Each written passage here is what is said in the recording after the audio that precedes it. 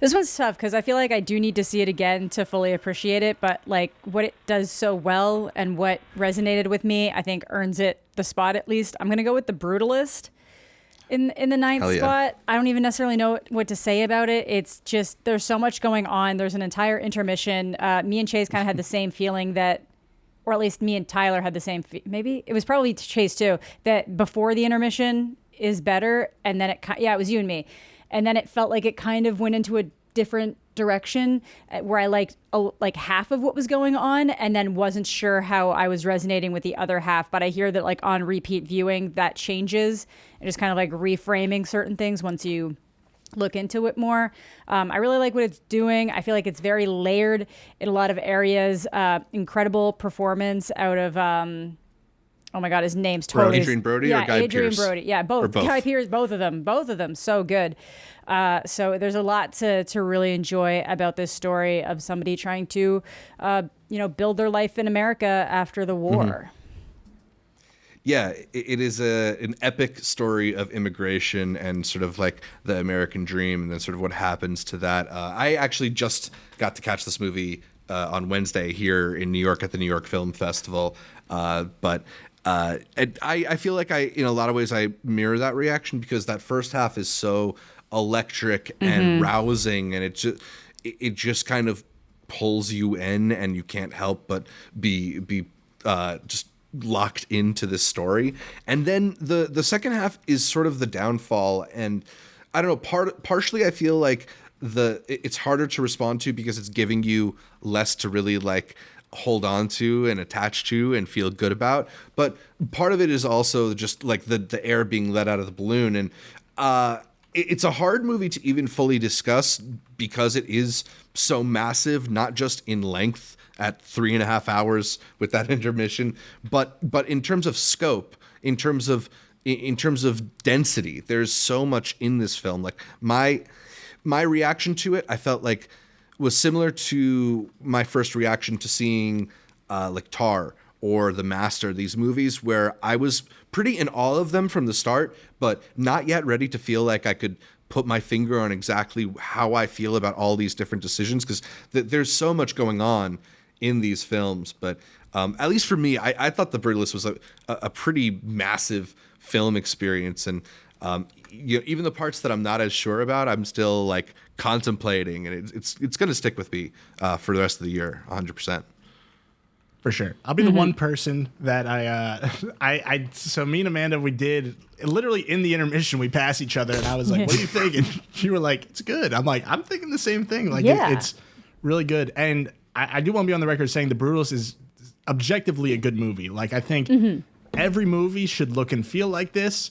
And at first I was like, well, they can't because it's so expensive to shoot on film. But then you find out the budget is around $10 million. And you're like, then what are we doing with every other movie? Like it, right. It definitely feels like one of those epic movies. For me, it doesn't deliver all the way. I was definitely on board the first half, and the second half is not bad. It's just, I don't know. Like by the end, I wasn't fully satisfied, and I'm definitely gonna watch it again.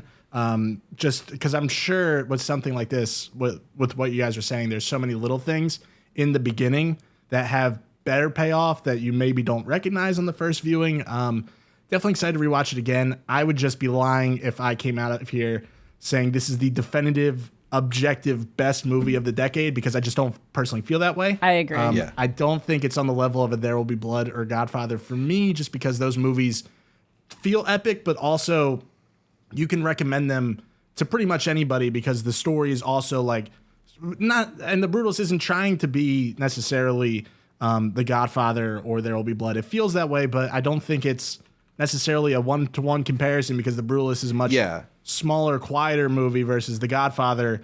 People are getting shot in restaurants. You know, it's not the same kind of thing, but I do think in that regard, I'm not fully sold on The Brutalist yet, but it is objectively a good movie, for sure. Yeah, like I think any comparison to films like The Godfather and There Will Be Blood is a pretty unfair one to make. And you know, there are ways in which you see that because there's like an ambition to this type of movie. It really is trying to be a big statement on America and immigration and assimilation, and how, you know, particularly immigrant labor is sort of exploited in a way by America. But you know, it certainly is not a movie that is like full of things that are immediately rewarding, and I don't know if it can really stand the test of the time the same way those other films do. It does have like pretty remarkable production. We talked a little bit about the look of the film, which is very famously now already shot on VistaVision and blown up to 70 millimeter, and it just has this incredible texture to the images, where the colors just have this worn feeling in a way that puts it in a weird way alongside those classic films. But even beyond that, just like, you know, the film is very centrally talking about this brutalist type of architecture, and when they do have these sequences where they show off the architecture, the design of it, it's pretty stunning. In addition with the score, which I know you agree with me, is one of the standout scores of the year. For sure. I thought nothing was going to take down Dune Part 2, but I see the argument for the Brutalist. That's fair. For sure. Yeah. Yeah, so shout out Daniel Bloomberg. Interesting. Yeah, which I've heard is another good score. I don't really remember that one, but a relatively newcomer in the film composing space, Daniel Bloomberg.